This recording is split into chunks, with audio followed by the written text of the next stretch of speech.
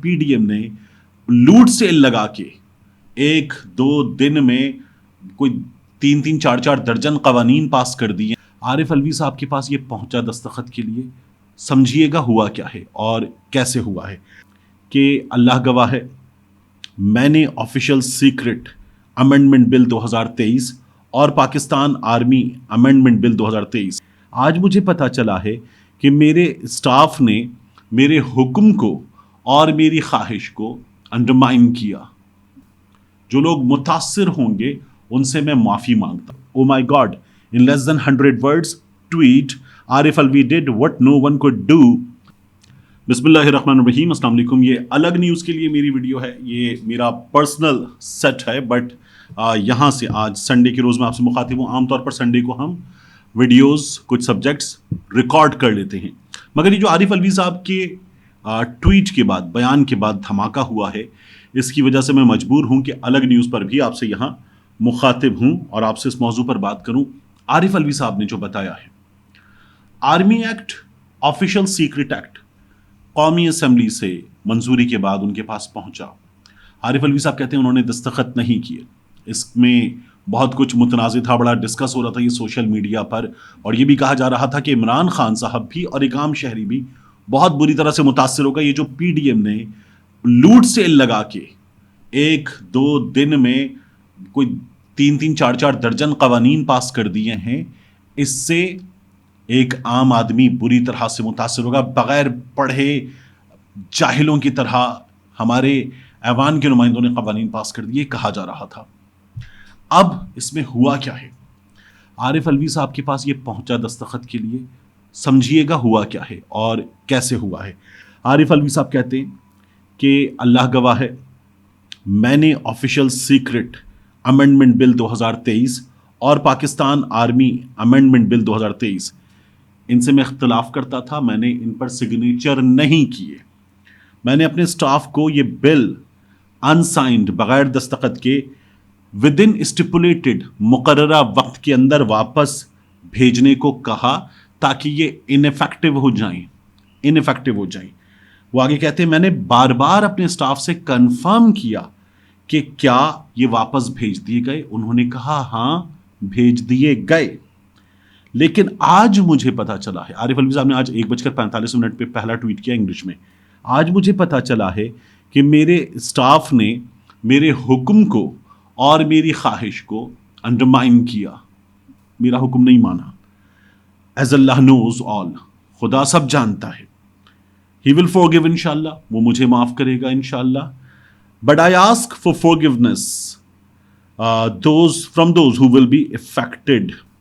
جو لوگ متاثر ہوں گے ان سے میں معافی مانگتا ہوں. عارف الوی صاحب نے جب یہ ٹویٹ کیا ہے تو سب سے پہلے تو بہت سے لوگ ان پہ تانا بھی کس رہے ہیں اس وقت اور بات بھی کر رہے ہیں کہ ان کو استعفیٰ دے دینا چاہیے.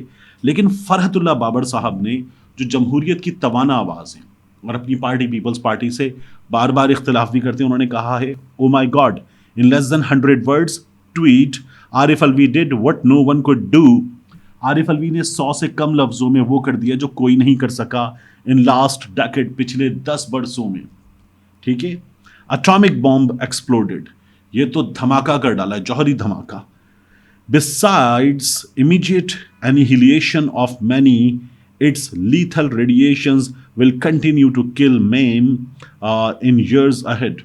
اب وہ کہہ رہے ہیں کہ اس کے اثرات آتے رہیں گے. No matter what happens now. اب کیا ہوتا ہے یہ میٹر نہیں کرتا، اس سے فرق نہیں پڑتا. الوی earns deep respect of many. الوی صاحب نے بہت سے لوگوں کی نظر میں عزت کما لی ہے، بہادری کا مظاہرہ کیا ہے.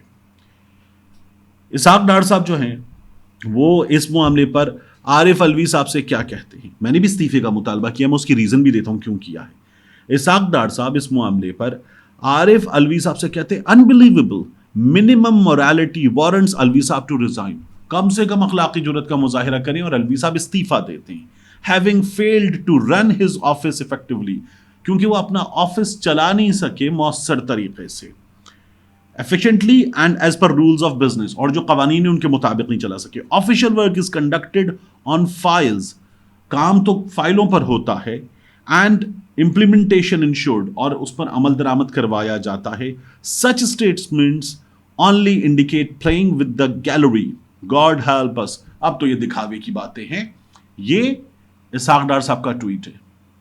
وہ کہہ رہے ہیں ایفیکٹولی کام نہیں کر سکے.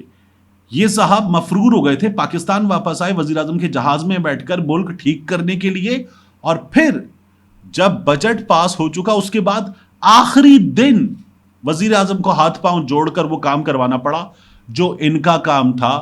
یہ شخص 9 مہینے ناکام رہا اور دوسروں کا کہہ رہا ہے کہ آپ کام نہیں کر سکے. اور کہاں کہہ رہا ہے؟ جہاں وہ شخص آ کے یہ بتا رہا ہے کہ یہ میرے ساتھ, میرے آفس کے ساتھ فراڈ ہوا ہے. کس آفس کے ساتھ فراڈ ہوا ہے؟ صدر مملکت, ملک کا سب سے بڑا آئینی عہدہ, اس کو سمجھیے. صدر مملکت کا آفس, وزیر اعظم نہیں ہوتا نا تو نہیں ہوتا کیونکہ الیکٹڈ ہے. صدر مملکت کا آفس کانسٹیٹیوشنل آفس ہے, ملک کا سب سے بڑا کانسٹیٹیوشنل آفس.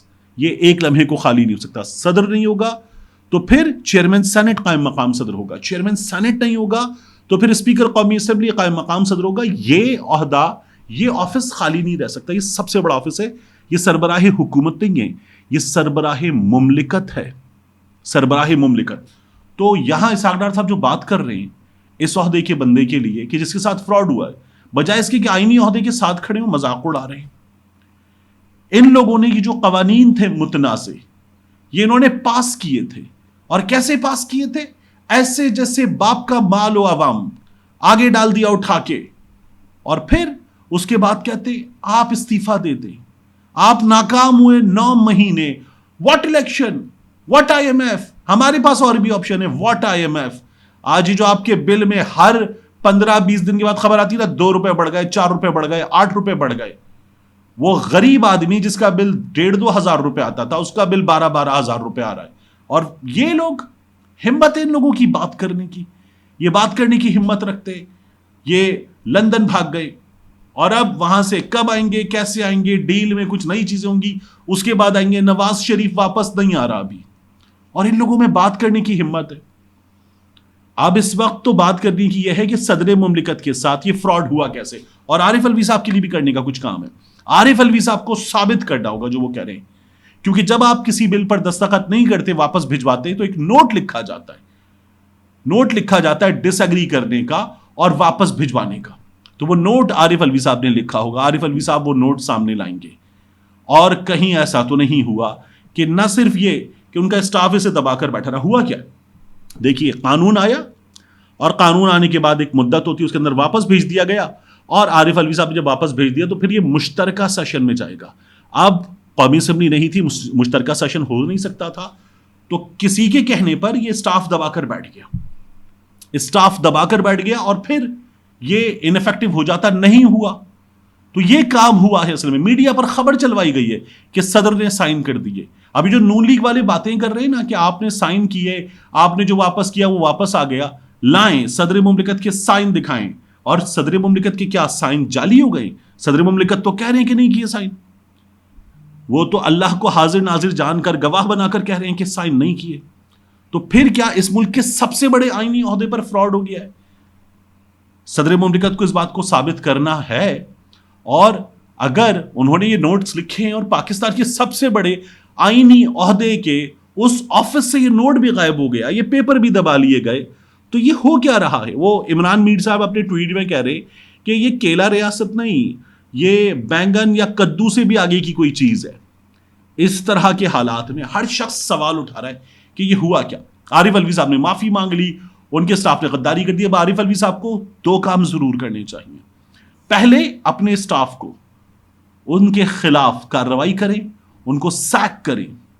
سیک کرنے کے بعد عارف الوی صاحب اگلا کام کیا کریں گے؟ عارف الوی صاحب اگلا کام یہ کریں گے کہ عدالت جائیں گے آئین کے آرٹیکل 186 کے تحت, اور کہیں گے کہ اب میں آپ سے کہتا ہوں یہ قانون کیسے قانون بن سکتا ہے, بتائیے. تو وہ سپریم کورٹ جو رات کو کھل گئی تھی, وہ سپریم کورٹ فیصلہ کرے, بتائے کہ کیسے قانون بن سکتا ہے. ارشد شریف پر چپ, عمران ریاض خان پر چپ. اس کے بعد یہاں 90 دن کا الیکشن 14 مئی کے فیصلے پر قائم. وزیر اعظم چلا گیا, مدت مکمل ہو گئی, چیف الیکشن کمشنر سے مل لیے, 14 مئی کے فیصلے پر قائم. کچھ نہیں ہوا, کچھ بھی نہیں ہوا. تو یہ جو تمام لوگ ہیں، یہ تمام لوگ اس صورتحال میں برابر کے شریک کیوں نہیں قرار دیے جاتے؟ ایک بہت بڑا سوال ہے، اور اس سوال کا جواب اس ملک میں بڑے بڑے عہدوں پر بیٹھنے والوں کو اس ملک کے کیڑے مکوڑوں کے سامنے، بلڈی سویلینز کے سامنے دینا ہے۔ ملتے ہیں انشاءاللہ آپ سے اگلی ویڈیو میں۔